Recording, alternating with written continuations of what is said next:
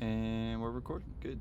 So we pretty much left off last time, obviously talking about assignment 2, and so this is part 2.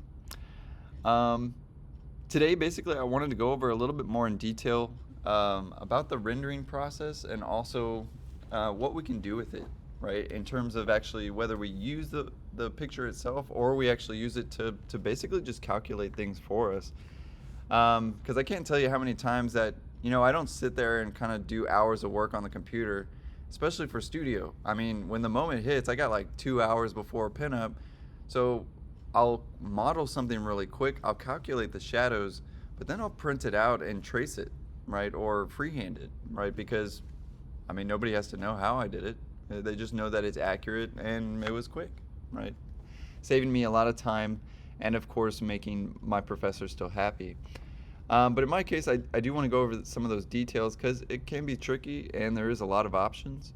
And there's honestly even a couple methods that I use, whether it be all in Rhino or some of the things that we can do in Illustrator as well. So I did want to cover those and kind of just complete assignment 2 on a good note. But that being said, let's maybe talk about the rendering process first. We did a little bit last time, and we basically just showed, well, you can align these up, and we can do that quite literally. However, there's another thing that we can do with this. So we can basically start to hatch and use some of this stuff. For instance, when I make 2D, I notice that even some lines are missing. Maybe a line here, a line there, looks like a line here, and a line there, of course, are missing. So I would have to go back and basically fill those in. I would, draw a line, take those things, and we could basically fake it till we make it, right? I mean, for some things, you almost have to maintain that exact same angle. So in my case, I would have exploded that, ungrouped it, because it's all grouped together. And I'll copy the ones that are actually already at the correct angle for me, right? Or at least things that I know are going to work. So in my case, boom, boom. And then I would essentially just trim everything that I don't need. Again, way easier in Rhino, right, than trying to do that in Illustrator. So again, at the end of the day, Make 2D doesn't always make everything, right? The same thing could be said for the rendering process. It doesn't necessarily get all those cool folds. I mean, how would you even draw that in that situation? You might just need to have a shade and shadow property. However, let's talk about a little bit of the details because it can get a little confusing. And to be fair, I'm going to go over like 2, maybe even 3 methods here. So really, you can kind of pick the one that maybe works best for you. In my case, I am trying to get an overall diagram. I'm still trying to have a step 2, step 3, and final. Actually, I noticed, is Carlos here? He had a really good diagram where instead of step 1, step 2, and calling that out, he just put a little circle, and then like 2 circles, and then 3 circles, and then 4 circles. And I thought that was a really clever way. I definitely haven't seen that before. So, even after teaching this class for about 4 years now, there's still new stuff that you guys are coming up with. And that's pretty exciting for me. So hopefully this is another tool that you can use in the toolbox. And we talked about lights a little bit last time, the spotlight. So I'm going to definitely put it in a view where I can probably see that a little bit better. And of course it's in the rendered view, and it's going to start casting those shadows. You'll notice that it's kind of a diverging shadow, like it sort of cones out, just like you would imagine a spotlight would. But perhaps in architecture, and especially in studio, we definitely want more of a sun calculation. So in my case, there actually is a light, and it looks like a little sun, and there's also one that says lights. Funny enough, the sun is also a part of the light, but in my case, I'm going to turn these off first, right? Those spotlights. And by default, there's kind of a studio light, and you'll see that the shadow kind of changes. It doesn't really stay in one spot. It's kind of a fake light, right? So be careful with that. You don't necessarily need to keep that. So in my case, I'm going to choose the sun. I'm going to click on the sun. Another way I can bring up is just type in sun, enter. And of course, it's going to bring us some of those options. Now, right from the get-go, we can basically see it's a lot different, right, than the spotlight. It's not highlighting the material. And to be fair, it looks kind of gross compared to the nice white, clean spotlight model that we had. However, in the sun, it's actually trying to calculate the actual sun. So in my case, if I took it off of manual control, I can go to any spot on Earth. So let's go to San Antonio.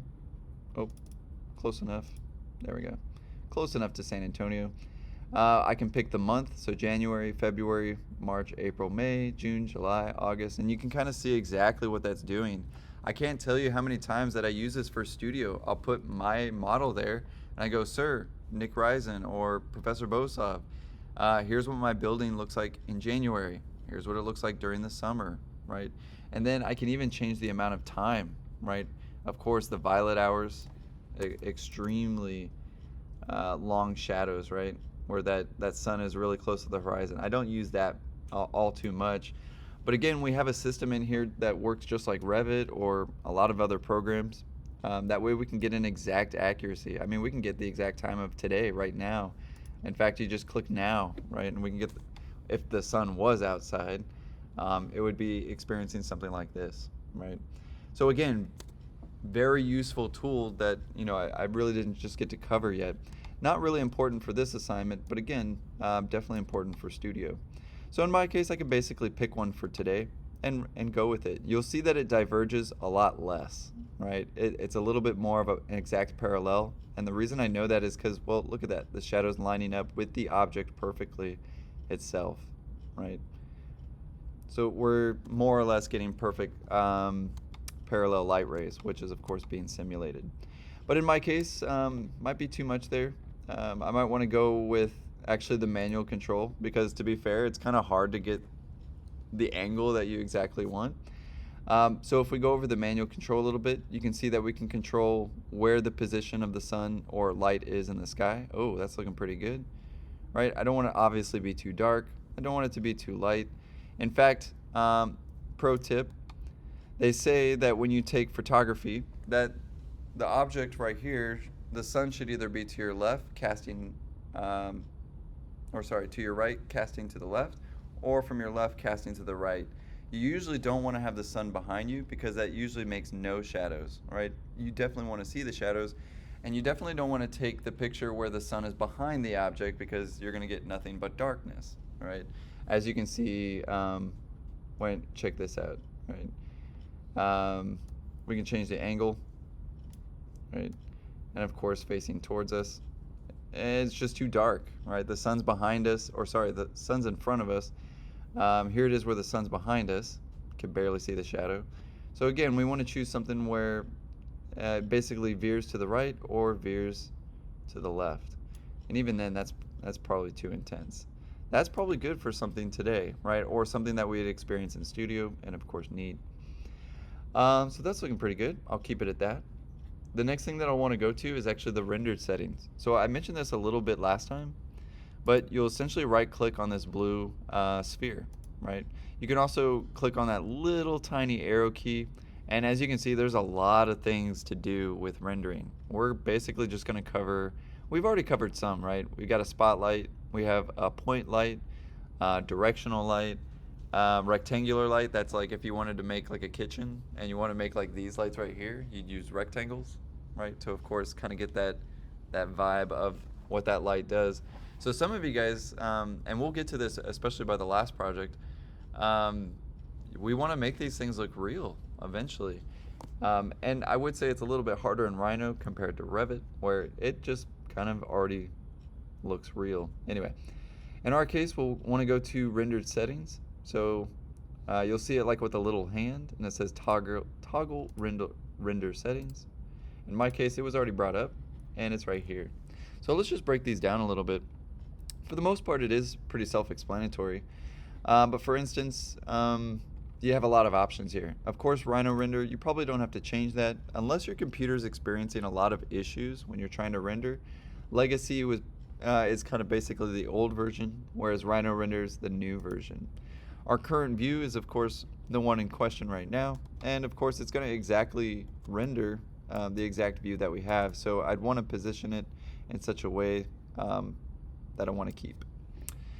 In my case, the resolution is probably the most important. This is the amount of pixels on the screen. So in my case, I can choose the viewport. And as you can see, it's 2016 pixels by 1640, and that's essentially this box right here. And it's going based off of my screen resolution. I have a pretty good screen, it's a Retina screen. So as you can see, it's got a lot of pixels involved, almost arguably more than 2K resolution, and that's just in this little box. Again, we don't have to know so much about that, but I think most of us probably understand the amount of pixels. The more pixels you have, the less pixelated the image will be. However, the more pixels I have, the longer the render will take. So we covered that a little bit last time.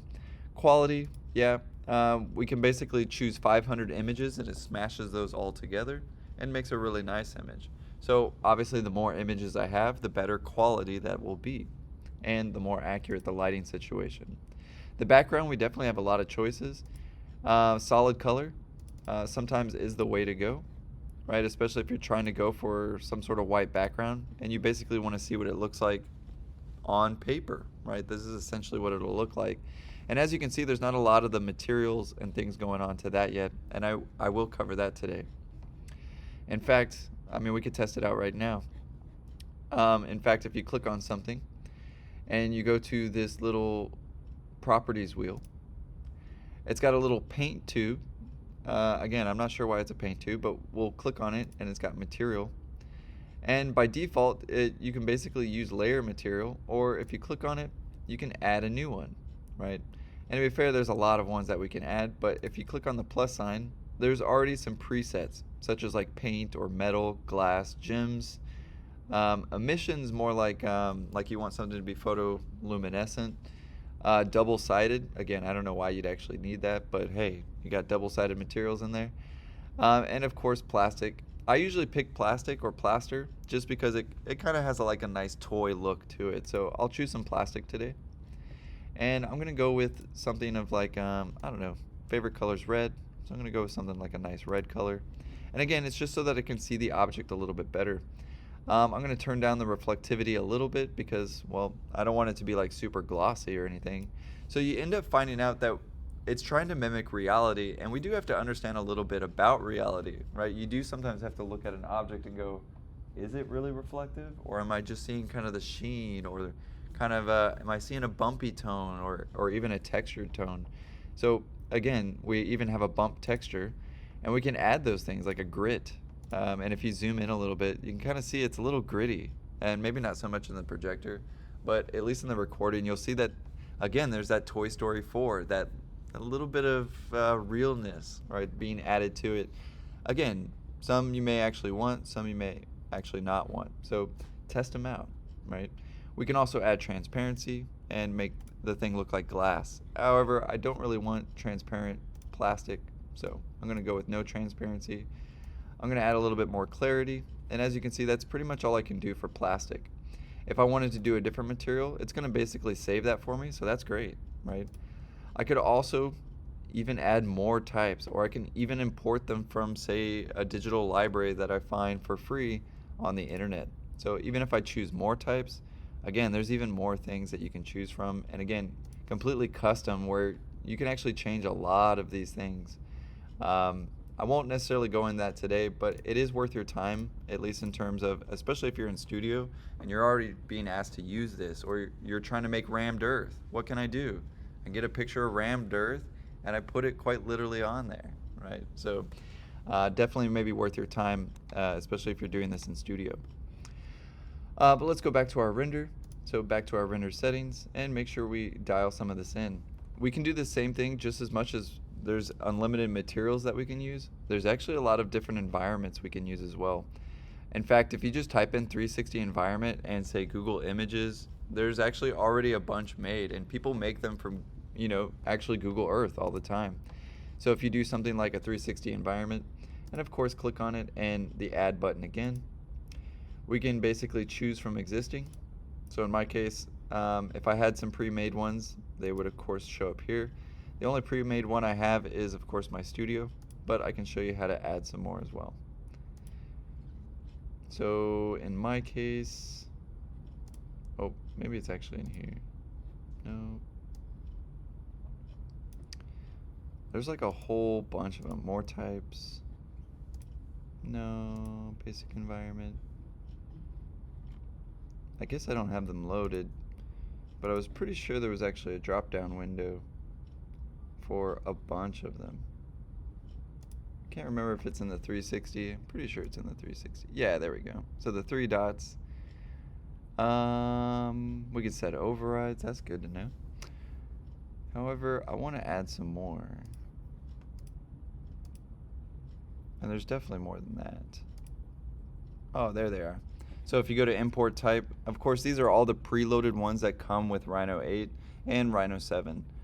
So in my case, there's not really a preview for each of these, but like for instance, the Seattle library. Let's go ahead and take a look at that. Let's go ahead and add it. It's going to take a second to basically upload that picture. And in my case, it may be actually downloading it as well. So we'll give that a second. But it is pretty cool because I can't tell you how many times that I'm modeling something and I want to put it in the site, right? And in our case, this is actually a pretty small object in comparison. But let's take a look at it, right? So if we take, a look at the screen, and it might render that preview for us, but it's definitely changing the lighting. As you can see on the object, it kind of even has that like Seattle sort of feel to it. Now, to be fair, it should actually get the entire thing. Don't use transparent. Use custom environment. I'm gonna switch from studio. Basically, see if I can add that one on here too. Let's go with Seattle library. Thought it was in there.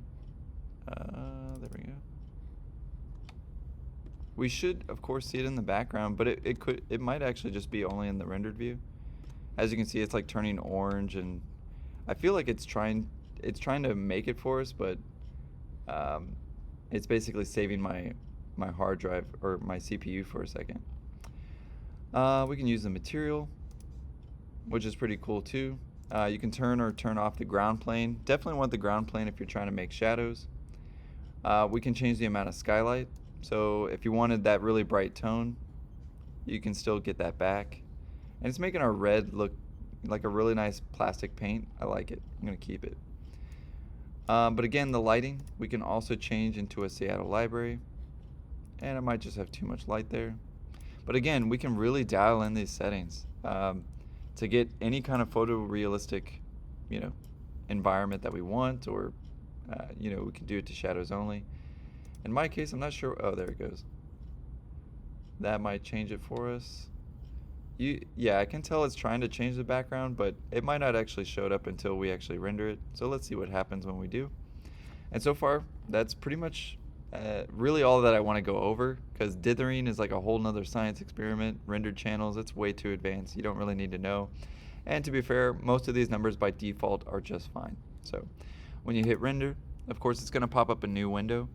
And it's going to start layering all of those images. Right now, my computer's going pretty well. It's making those pretty damn fast, not going to lie. So it's already made 176 shots out of 500. And of course, it's keeping track of time as well. But yeah, there's definitely some really nice lighting to that. And I could definitely use that in studio. But for what we want to use it for today, I have two choices. I could either Photoshop this and quite literally use it in Illustrator, or I could trace it in Rhino and just use it actually as a graphic tool. So I did want to show that today. And then of course some of the things that we can do in Illustrator to very well get this as also. But yeah, definitely done. I'm going to save it. I'll put it on my desktop, that way test render for tracing. So there's definitely a couple of things we can do, both in Illustrator and Rhino, so I definitely want to cover kind of the advanced stuff, because I don't usually get to talk about this in Graphics 3 or Graphics 4. I really save it for my computer graphics guys. Whether you guys want to use it or not, I definitely want to cover it and make sure that I got it on video. That way you might be able to use it possibly later. So that's looking pretty good. And as you can see, oh, it made my Rhino crash. And it tends to do that sometimes, especially in the rendered view. Oh, okay, it's fine. But it can, especially, using the rendered options. In my case, it doesn't even want to close. Huh. Maybe it's actually still rendering. No? Seems good. Anyway. Definitely doesn't want to go away though. I'll tell you that. Exit. Come on. It's the drawbacks of doing live content. I'm not actually sure why it won't go away. I'm not gonna lie to you. The buttons still seem clickable. Okay, okay. If I go to the other one. Okay. Okay, there we go. Not sure why that happened, but I guess it was still loading in some case. Hopefully you saw what I did there. I just kind of switched the windows up. That it could just be a Mac thing actually, but because Mac programs sometimes do that. But we've got our shot, right? Especially better than the one that we had last time. So I'm going to go back to a shaded view. I'm going to go ahead and delete this because I don't really need it, or hide it. And usually it can kind of get confusing, especially for other students. I'm going to go ahead, and I would have wanted to line up that shot, but I do want to show that we can use it regardless, right? So let's add a picture. I know we did this last time, but I didn't exactly get to talk about what I wanted to do with it. And actually, maybe we save this one for the Illustrator. My bad. Because I did choose 2 different views, so it's not going to be very apparent, but I guess I could do the tutorial too. What's nice is we do have a really crisp drawing, and what I mean by that is the more I zoom in, it's not as pixelated. You know, it's pretty good for that quality. But essentially, I just want to trace it here. Now, I'm not going to actually trace the object, and in my case, it probably makes more sense to trace this one. So for instance, I would type in polyline, and that's basically just going to make a line for me that's continuous. In my case, it's very dangerous, but I'm going to use near. And I'm going to get as close as possible and just basically fake it till I make it. Right, so in my case, essentially tracing the shadows. Of course, I would have done this to the original shot, but I should have chose one that maybe aligned up with my object in the first place. But in my case, yeah, I can trace this. And I can use hatching to basically make it still graphic, right? Because at the end of the day, sometimes it's a little bit much to add so many things, right? Especially if we're just making a simple diagram and we're trying to get it well communicated across. So maybe keeping the rendered view isn't exactly wanted or necessary. So in my case, that's looking pretty good. And I want to line up to the shot that I have. You'll notice that I'm trying to do it kind of all in one swoop. That way it's a little bit easier to hatch. I do want a closed boundary, so in my case, I'm making a closed curve. And as you can see, I meet back to my original point, and I do have a closed curve, right? Fairly simple. I'm going to type in hatch, enter, and of course it's going to turn it into either a solid, or even better yet, some parallel lines. So in my case, I want to use maybe like a big hatch there, and I'm going to rotate it by 90 degrees, which I believe can be done here. So we can do rotation, 90 degrees. And if you zoom in, oh man, that's not exactly what I wanted. Maybe I actually want 0. That's looking pretty good. Although I wanted something more like parallel lines, so I'm going to go with maybe like hatch 1. I'm going to make sure boundary is in there, and I can actually select the boundary. You'll see that I have some holes though, so I'll show you what you can do with that. You could also just, you know, kind of add them to the hatch, but in my case, we can do it back later. So I'm going to press apply. And as you can see, I can basically move this guy, and now I have some basically trace shadows. Again, how many of you guys are in Graphics 2 or have taken Graphics 2? You're about to do this all by hand, right? You're about to calculate all the shadows and do all those things. And now you can do it in seconds by simply just tracing the pre-calculated ones. Even better, you can use the sun to get the exact time and go, sir or ma'am, these are my exact sun, right, for the exact position and what I'm looking at in Studio. So that's pretty useful, not gonna lie. But now we're in a position to where we can take it over to Illustrator and use it effectively. So let's get that back, because I still want to trace these little guys. So again, polyline. I'm gonna trace it, fake it till I make it. And as long as it's closed, I can basically trim that out. So TRIM, enter, and click on the hatch. In my case, it's going to basically delete it there. Excuse me. and we just press enter. Now, I think it's actually going to put a little hatch there, or it's just showing me the shadow that's underneath, right? I think it actually trimmed from the image itself. Not really a big deal, but just be aware of that. Let's get that triangle. Oh. And also get this piece. Also, with this tracing method, it does tend to feel a little bit more human, which again, is something that we're going for. Oh, I accidentally took it out of the picture again. But again, not a big deal. So maybe I'm ready, or maybe I actually go, hey, you know, this could use some hatching too. For instance, I could take the entire thing, hatch. As long as I have boundary mode on, I can essentially click on anything, right? And whatever I click on is going to add it to kind of the original piece. So for instance, now that's going to be a part of that. I may not exactly want that. So I'm going to exit real quick. I'm going to go and draw the rest of the lines that I may need. So in my case, I'll definitely need that one. I'll need that one. I think some of these are pretty obvious, right? And for the most part, you could probably get rid of some that you notice you don't need either. And we basically fixed it. But I do want to hatch it still. And to be fair, I should be even more organized with it. I'd probably want to hatch layer 1, hatch layer 2, and hatch layer 3.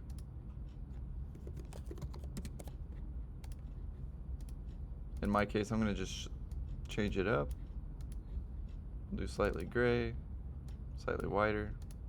And again, that way I can tell myself, there's a general, I could do the whole thing, right? I mean, my goodness, I guess you could hatch and get the whole thing involved,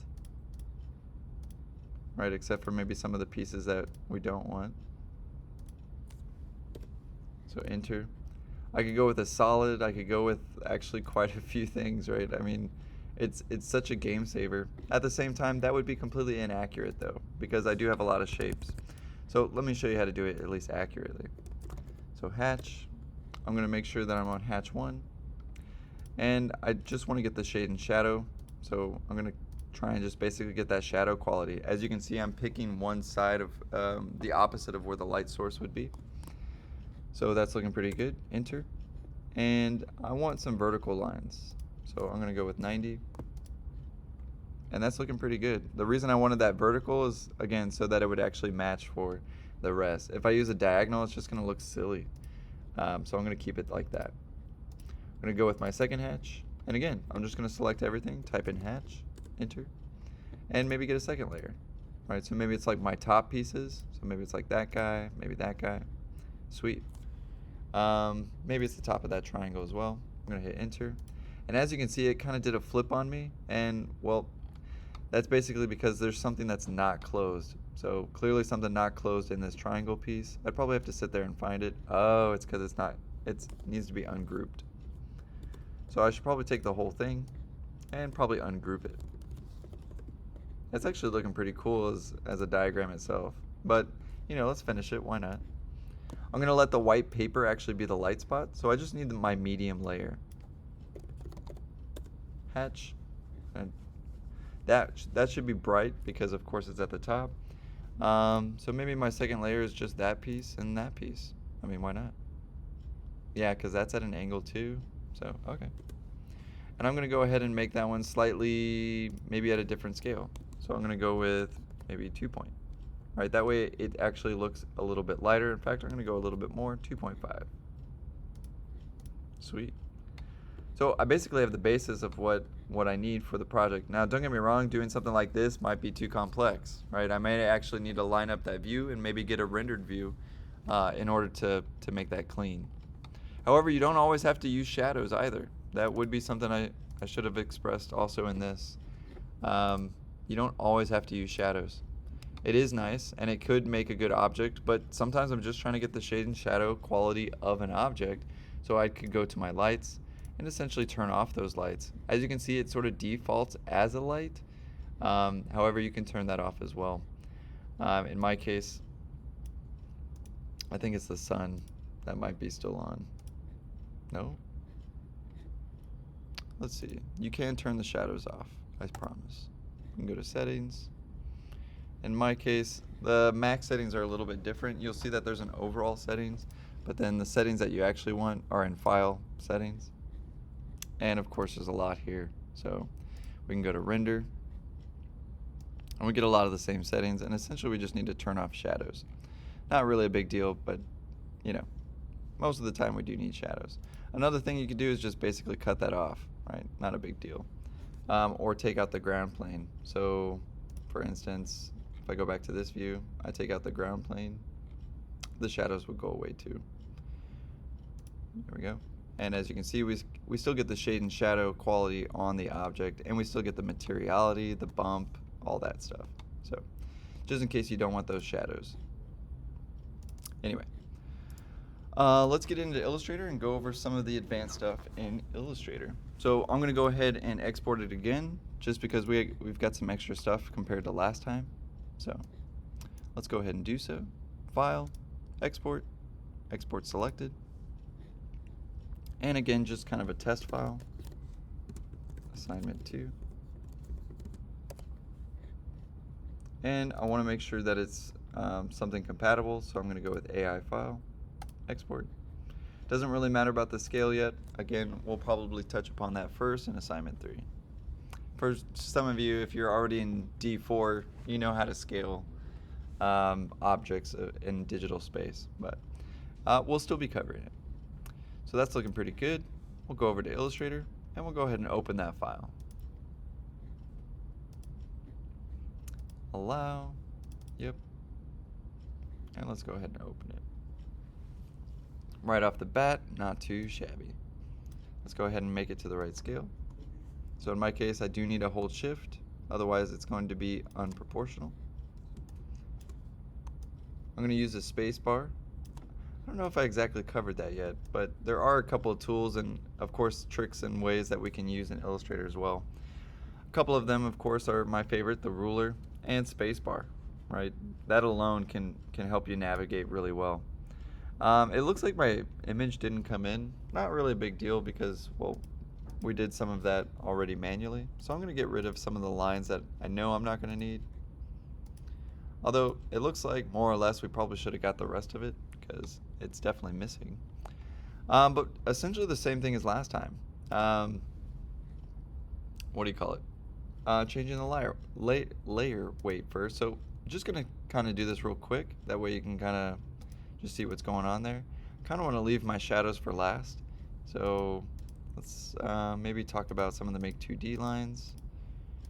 And got a lot going on there. I'm going to go with the thickest line there. Obviously, I don't want it to be blue. I'm going to go with an off black, again, because I'm trying to mimic the analog. So I'm going to go with the off black, maybe a 1.2 thickest.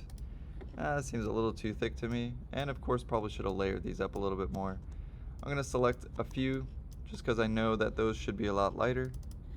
And lighten them up a little bit. And of course, make them a little bit smaller. So 0.67. Already right there, it's looking like some pretty good line weight. And as you can tell, the closer that some lines are, the thinner that actually the line should be. So for instance, I could take all of these in the middle. Again, Illustrator is not a great program for selecting things, but we'll select all of those. I'll go ahead and make them a little bit lighter and a lot thinner because the object itself is actually a lot smaller. So something like that. And again, you can see that I've missed some lines and I do need to get the rest of them, right? But line weight at the end of the day is probably still one of the most important ways and easiest ways that we can communicate the dimensionality of a drawing without necessarily calling out dimensions. In fact, now that I look at this, that could be a lot bigger. So let's make that a little bit bigger and get rid of some of the lines that we don't need and get back to our layers. And get those red layers. Obviously don't want the color red. And again, I love how this works in real time now. Didn't used to do that. I would say make sure in a grayscale. I accidentally went a little bit pink there. And it will definitely print a little bit pink. Something like the hatch, though, is a little bit different. You'll notice that we did this actually all in those lines, but it comes in as a solid. If we double click on it, we can actually change it up a little bit more. In fact, there's a couple of tools in Illustrator, such as a direct selection tool, right? And in our case, this actually gets the entire object in question. So if I unclick out of it, it gets the whole object, right? And you'll see that it creates a bounding box over that whole object. However, if I'm in the direct selection tool, you'll see that it actually turns into a bunch of little points. In fact, you'll see that it's actually made up of both lines and a fill in our case. But we can control these points, if you will. Still, to be fair, as you can see, it's entirely a lot harder to draw in. But we could, right? We can definitely still change those. If we click on some things, of course, I could double click and change the color. But you'll see that there are no longer any lines. Now, the way that you would get those lines, if you want to keep them, is you'll take this hatch and you'll explode it. If you explode that, now these are all suddenly little lines. But be very careful, because when they're exploded like that, well, it's really easy to lose track of one of those lines. So very often, even though I exploded it, I'll still group it back together, right? Because a group can be read in Illustrator, but a hatch doesn't necessarily read in Illustrator all the time. Sometimes it does for some reason. Again, I'm still a little unaware of why or why not. But let's get to the rest of it. In some cases, you might realize, oh crap, I've changed the layer of this, but I need to change that green still. And an easy way to do it is actually to select one of them using my regular tool. So I'm going to select that guy. And as you can see, it doesn't really change. In fact, it even reads still green. And luckily, it's got the whole piece. But just in case that wasn't the case, I can go to select, I can go to the same, and I can choose actually a lot of things. So just in case I accidentally missed a layer, I could still select the same appearance or the stroke color, the fill color, the opacity, and that's pretty nice too, because if I select appearance, it's going to select everything in the entire piece that's green. So it got the frame, and of course that frame of green around there. So again, definitely a useful tool, especially if you don't have everything layered. In my case, I don't actually need this one because there's no outlines on shadows. So I don't actually need those.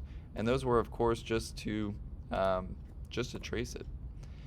As you can see, there's still kind of a green tint around them though, right? So you may actually have to click a few times and see what's going on. In my case, I can still I think it's just because of the layer and when I highlight it.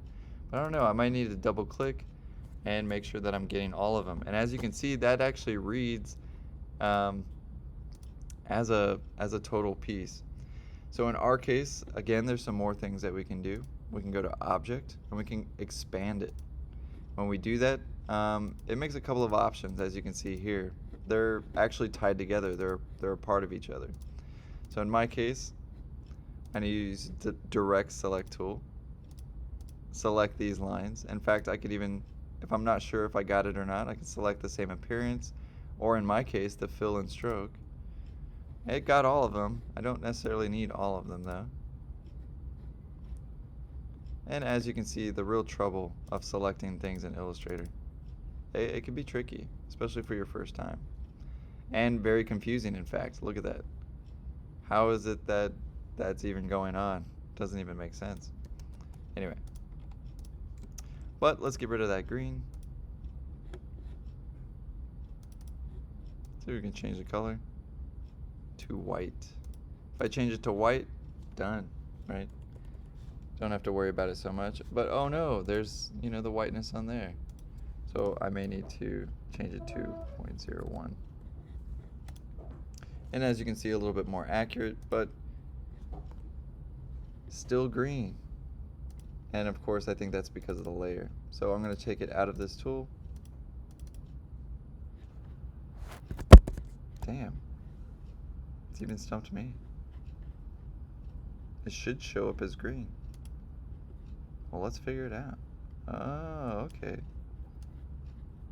So that's separated now. I guess I could just get rid of those. I don't need them in general. However, if I wanted to select all of them, I could select same appearance and get rid of them. Not too shabby there. And of course, align that back up. Let's get fancy with it. Make sure it's exactly right. And I'm going to push it towards the back. That way, actually, my lines cover. Not too shabby. Still kind of thick in terms of the lines itself. But, oh no, and I accidentally moved my lines at the wrong time. I guess those are completely unuseful. In fact, I can turn everything else off. I could delete them pretty easily. I may not need them after all, I guess. And that's okay. Because I definitely want it, maybe obviously for that one. So I can still use those and still select them. Again, just to kind of recap, you can also still change the dash line. So we can change, let's make it a little smaller, a little tighter, maybe too tight. Let's go bigger. Let's go with 6 points. You know, it is what it is. Maybe it's just actually, yeah, it's just too big. Let's go with something about half that, 0.55. Oh, you do actually have to select the layer first. Right? Otherwise, no changes will happen. So we'll select it, 0.55. And so far, so good. As you can see, we probably should have exploded all the hatches, but you could still use it, right? And we could almost use it kind of like a shade and shadow. And again, pretty useful still. There's that green line again. But again, I may have it actually in the wrong layer. So I'll take that green, I'll select all, right, that are the same appearance. I'll take all those greens and simply change them. So again, hopefully useful tools here. Because I can't tell you how many times, you know, there's like those little colors or leftover bits of, you know, layers and things like that. But the last thing I really wanted to show you guys was something I don't normally show, which is called image trace. And the reason is because it takes a lot of processing power, but I do think it is very useful. So in my case, I'm going to make another artboard. So I don't know, maybe in Studio I need another artboard. So I'm going to go to File, Edit Artboards, or sorry, Document Setup, Edit Artboards, and basically make another sheet. Maybe I have that render that I want to show right next to it. So I'm going to click on it and basically change its size, again, to an 11 by 17. So 17 by 11, and basically move it. But it'll basically read as page 2 if I save it as a PDF, right? And when I print it out, it'll print out as page 2. So not too shabby. Let's get that image in first. So I'm going to go File, Place. I'm going to get that rendered shot or that test render that I made. It's probably going to be pretty big. After all, it was a pretty good resolution. Oh, gotta hold shift, otherwise it won't be proportional. Did I? Oh, it's almost lined up, almost. But very often I do have to diagram something in Studio, and then I show them some sort of realistic or perspective where I'm showing them exactly what it looks like from the ground or up above on a drone, or it just really depends on what Studio project. But again, what's really cool about this program is you can take the whole thing. You'll notice if you have a newer version of Illustrator, the image trace button will be right away as soon as you click on an object. But for some of us, you'll actually have to go to Window. You'll have to go to Image Trace. So in my case, Image Trace. It'll bring up an advanced tool section. And this is kind of what they do to make all those really cool shirts or those really cool graphics where it's kind of like 5 colors for, like, I don't know, David Bowie's face or something, or, you know, You'll see what I mean when I start making this. But essentially, you can find it under Window. You can also find it under Object, and there's actually a bunch, but Image Trace, and we can make it. So I'm going to hit Make, and you'll see that it immediately right away starts doing stuff, right? So a couple of options here. And again, I just want to throw some stuff out there because, well, you might be able to use it, might not, right? So it'll be entirely up to you. But right now it's in black and white mode, and I definitely don't want black and white mode. Definitely want some color. And as you can see, the reason this is hardly ever used is because, well, it takes forever. And even on my really fast computer, that took forever. But you can kind of see what it does, right? It almost looks like a 1998 version of you know, the graphics and stuff that you would see, but it's breaking down the color, and even better, it's turning it into a vector model. So let's actually see what it's doing. Let's check out what grayscale does. Could easily turn it into a black and white. I think color is going to be easier to look at today, and so that you can actually see what's changing. But you can start to see this gradient effect, and I will say that it starts to even make it look, it starts to make it pop a little bit more, I think. But we can go into some advanced tools. You'll see what high paths do. And the reason I like to do this in the video is because, to be fair, I know on some of our computers that this takes forever. I know one of my first computers definitely took forever. But in my case, kind of want to give it a transparency, at least the background. So maybe get rid of some of this if I can. I can ignore certain colors, such as like white. So like the background that's going on, I can tell it to basically ignore. And you can even choose the color, right, that you want it to ignore. Open system settings. Looks like I need to allow certain settings. No, I don't want to re-quit. God, man. That's just a Mac thing. But you can select the exact color that you want, unless you have a Mac and you need to set your permissions, but that's okay. In my case, we can control the amount of colors though too. So maybe I just want 5 colors and I want to go for that David Bowie look. And again, it's going to update it in real time. And as you can see, it's going to make it quite plastic, right? It's going to really refine it. And again, this may be the look that you're actually looking for. In my case, I wonder what 3 colors looks like. Interesting. Maybe not exactly needed, just because it looks more like a silhouette, but hey, you know, I might need that at some point too. I'm gonna go with 30 for today. It's looking pretty good. But I did want to show you, of course, what it's actually doing. So once I hit expand, or once it's basically done, you're done doing anything that you want to it, you can hit expand, and you'll see that it actually created a vector line for anything, right? So I can even further go in, and of course I don't need image trace anymore. And if I double click on it, you'll see that these are all actual pieces. So I can even further go in and make it my own, right? But again, what's kind of nice about this is I can go from an image to a vector.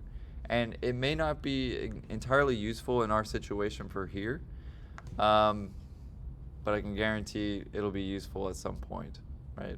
Especially when you want to actually, instead of tracing, say, a site plan, what can you do?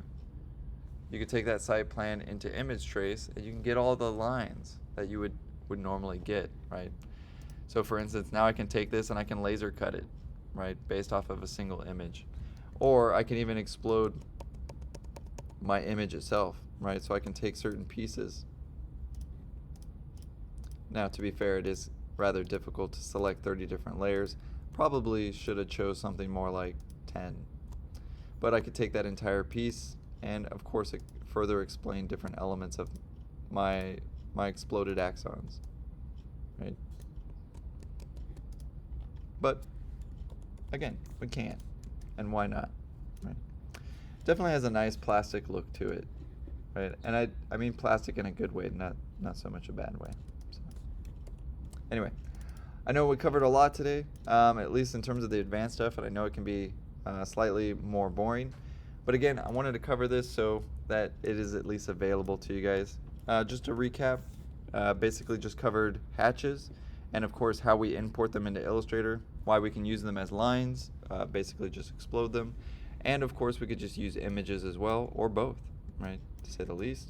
We went over image trace so that we can get some vectors out of our rasterized images, right? And we learned that we could do a little bit more with the shadow, or say we have too much shadow. I mean, shoot, get rid of it, right? You have too much shadow. But again, I don't want to sit there and re-render something. I'm just gonna, get rid of it, right? In fact, I can get rid of it pretty easily, right? And really crisp it up. Again, it looks like a small thing going on there, but trust me, you're gonna get some question. How did you do that, right? Do you just chop it off? I could have gone into Photoshop. I could have went in there and erased it, but look how easy it was to just image trace and delete what I don't want.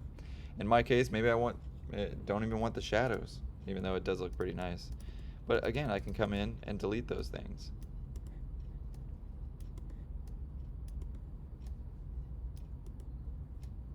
Fairly easy. But what's nice is it's neither a rendered shot, nor a vector, nor a trace, and it is something kind of all new together, right? So again, hopefully useful, because I can tell you I've already spent hours erasing stuff that I didn't need when I could have just used the tools a little bit more effectively. But that's looking pretty good. Recap over here. Basically just covered hatching, right, and how to get there. A little bit of course, all the details in terms of environments, background colors. We went into a little bit of the materials and things like that. Of course, some of the lighting as well. So definitely be on the lookout for some of those things. And refer to this video when you do have a question about them, or how they work or located. But that being said, is there anything that possibly I didn't cover that maybe you have a question about? I know there's about 5 of us, but you might have a question. Anybody? Or want me to do something else? Fair enough. Well, I'll leave it for the recording today on that note. And next time we'll talk about assignment 3, which will definitely be changing gears. It's going to be a little bit more artistic, a little bit more abstract, actually. And to be fair, I think a little bit more fun than, honestly, the first 2 assignments are rough, right? You're learning the program, you're doing all these different things, and you're simply just making a diagram. So it can be a little bit boring, especially in the first 2. Anyway, keep up in high spirits, and let's continue working.